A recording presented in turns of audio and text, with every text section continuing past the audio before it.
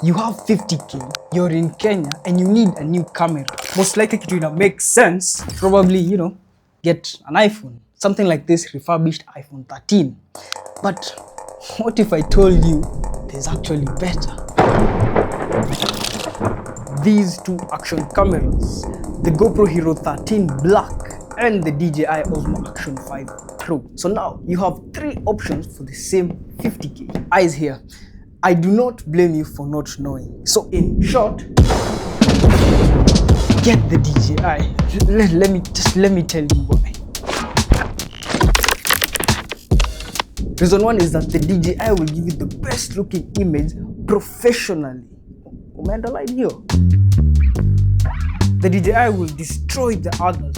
But first, why are these two washed out? Well, that's because this is the highest quality format for videos shot on these two action cameras. It's called log, and it's even what I'm shooting on my Sony ZV-10 Mark II. And that's why they look all flat and unsaturated. And remember, to compare image quality, we use the best settings that each camera has to offer.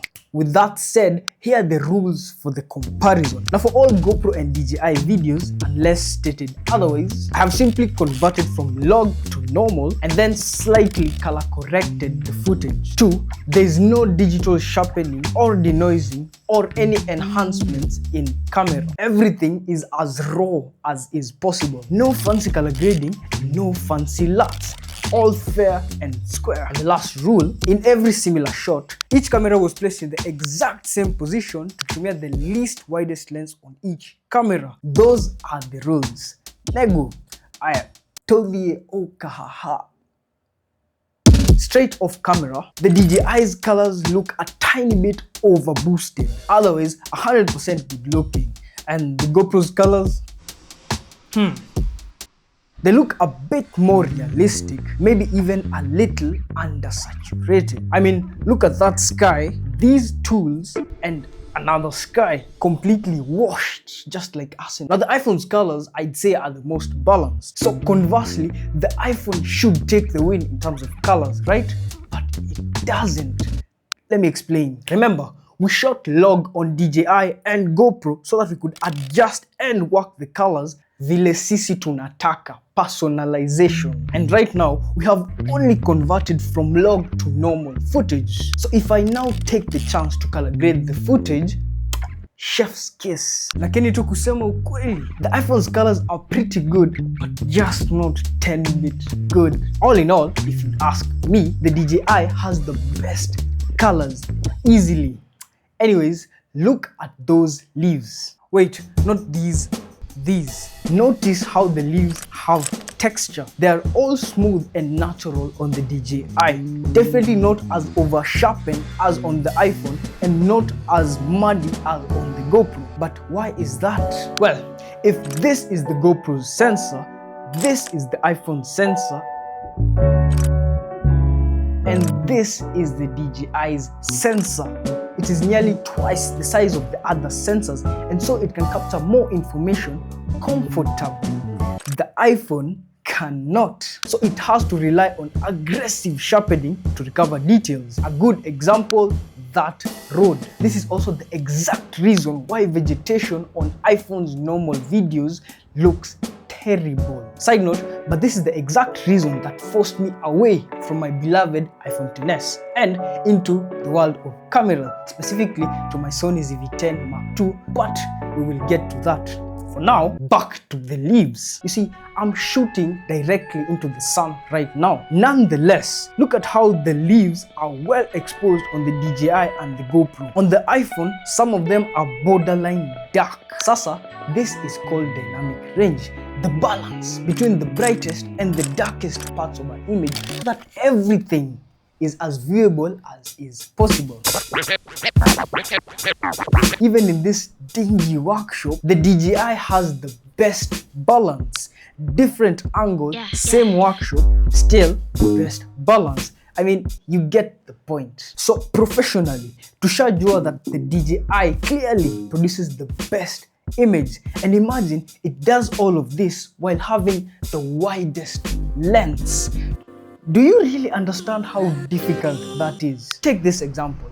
DJI versus iPhone, just as we have been doing. Each of them on their most standard lens, placed in the exact same position, and then of course the DJI has been much wider. But when the iPhone tries to become as wide, that is, when I switch to the wide lens, instantly the iPhone loses clarity and detail. Look at that road, and again, that tree on the top right versus the DJI.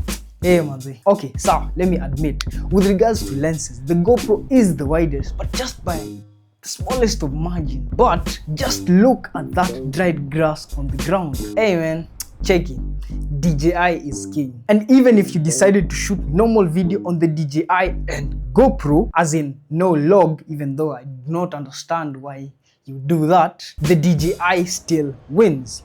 Though both the DJI and GoPro can shoot 10-bit normal video versus the iPhone 8, the DJI still has better dynamic range, ace sharpness and clarity, and the best overall colors. Best balance. And even in the highest frame rate of 4K 120 on the DJI and GoPro versus the iPhone's 4K 60, my brother, you cannot match that quality. You just cannot. Anyways, I'm done proving that the DJI has the best quality. I'm done. But I just can't get over its amazing colors and the fact that sometimes it competes directly with my much more expensive Sony ZV-10 Mark II. Anyways, huge props to the DJI. All of that was the first reason why I should go for the DJI. The second reason is,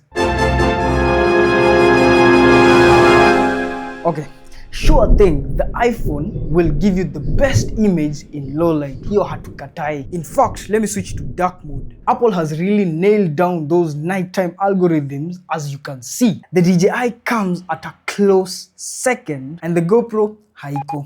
But here's the thing on balance. You see, the DJI crashes completely the iPhone in daytime shots, but the iPhone imewacha the DJI just a little in low light shots. And of course, the stabilization of the DJI being an action camera is better as compared to the iPhones. So technically, I am not wrong to infer that the DJI gives the best overally balanced array of images. Anyways, I'm sorry I have taken long on that front, but at least now you know. DJI is king. Come on. Also, can I get a little commotion for the rig that we used to shoot? Completely custom, by the way, and this is some engineering shit. Pow pow. Third reason to get the DJI, this thing is built like a rock. Of course, similarly to the GoPro. Check it. If you ever drop this while shooting, glass is glass, my friend. But these built like tanks.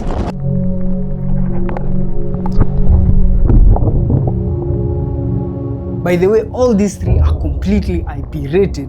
But sasa wewe jaribu kuweka your refurbished iPhone 13 ndani ya maji in the name of shooting. No, hapana. That one you will know. Either ways, the DJI has the best rating, IP68. The GoPro only IPX7. So we can definitely trust the DJI a bit more. Props to the DJI. Also, when shooting, fourth reason by the way, the DJI hardly ever overheats. In fact, I was shooting when the sun was up high, noon, and the GoPro could not handle it at all. In fact, it completely overheated, particularly hapa chini. It was literally burning my skin, literally bro. I did a little bit of research, ChatGPT, and apparently the GoPro works well where there is airflow. So when you're shooting, while riding a bike or running, it won't overheat. But in a studio setting like this, my friend, on the other hand, the DJI is just like the iPhone, hardly ever overheats. So again, props to the DJI, but this time just for keeping up. Just look at how much more you get for the same 50k for the DJI. Add the free 50 gigs of internal storage to the item list of the DJI. So unlike the GoPro, huanzi kutafutana na ma SD cards, just straight out the box and voila, you start shooting. How thoughtful. Need I say anything except value for money? China takes the win. on this one. And lastly, the DJI's OS is the easiest to use. You see, the iPhone's camera settings are hidden away in the settings. And if you don't know a little something about HDR, your video may or may not look like this, and you may not be able to fix it in post. And for the GoPro, the screen responsiveness is meh. Sometimes I may need to tap twice or even thrice just to register touch. Look at how hard it is to scroll off of this menu. Why? On the other hand, look at the DJI, completely smooth. Then my personal favorite, for some reason, selection for the shooting format is sort of hidden huku. So it always forces me to scroll up every single time, lest I do not find that setting. And remember, if I go down further, scrolling back up is a pain on the ass on the GoPro's less responsive screen. Now, both the DJI and the GoPro have apps that let me review settings, and most importantly, view live footage from each respective camera. Quick for GoPro, DJI Memo app for DJI. This is personally what I was looking for, because you can imagine shooting on these two tiny screens. It can sometimes be a pain. So this is a very useful addition. But anyways, the DJI it just can't be perfect. In fact, all three of these have their own downsides. This is a bit of a stretcher, so brace yourselves, let's go. One, both log formats of the DJI and the GoPro are not directly supported in DaVinci Resolve. You know, the best editing software after Effects. So I'm forced to use workarounds each and every time, which is just an extra step. For D-Log-M, which is DJI's log format, use Rec 709 as the input gamma in the CST node. For GoPro Log, GP Log, I use a GoPro Log to DaVinci Wide Gamut DCTL that I got online. Link below the like button. 2. The DJI does not have the usual 1/4" mount hapa chini. Instead, it has like a weird magnetic mounting system. Don't get me wrong, it works well, it's just fine, and it's all strong and everything that you'd expect from a mount, but it's just not conventional. Take an example. Take this normal tripod. In order to mount the DJI, I first have to add this magnetic accessory to the bottom.